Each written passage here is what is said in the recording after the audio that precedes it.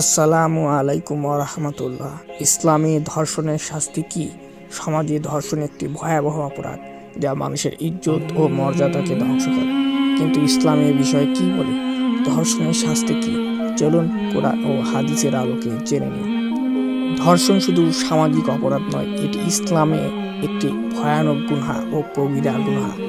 ধর্ষণ করা মানে একজন মানুষের ইজ্জত ও সম্মান কেড়ে নেওয়া, যা ইসলামে কঠোরভাবে নিষিদ্ধ করেছে।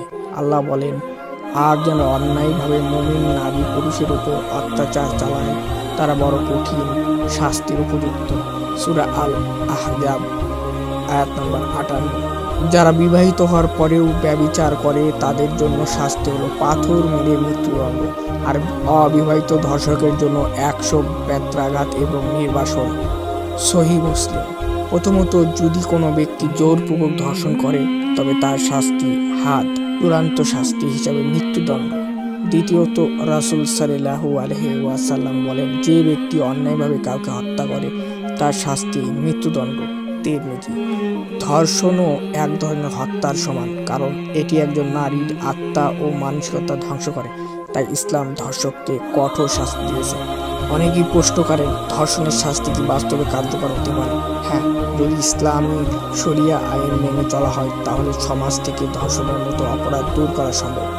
ইসলামের শাস্তির উদ্দেশ্য হলো অপরাধীকে শাস্তি দেওয়া এবং ভবিষ্যতে অন্যদের জন্য দৃষ্টান্ত স্থাপন করা। তাই যদি আমরা ইসলামের ন্যায় বিচার প্রতিষ্ঠা করতে পারি তাহলে সমাজ থেকে ধর্ষণের মতো ভয়াবহ অপরাধ নির্মূল করা সম্ভব। ভাই ও বোনেরা, ধর্ষণ শুধু আইনগত অপরাধ নয়, এটি একটি ভয়ঙ্কর পাপ। তাই আমাদের সমাজে ন্যায় বিচার প্রতিষ্ঠা করতে হবে। ইসলামিক আইন প্রতিষ্ঠিত হলে অপরাধ কমে যাবে ইনশাআল্লাহ। যদি এই ভিডিওটি আপনার কাছে গুরুত্বপূর্ণ মনে হয় তাহলে অবশ্যই শেয়ার করুন, যাতে সবাই সচেতন হতে পারে।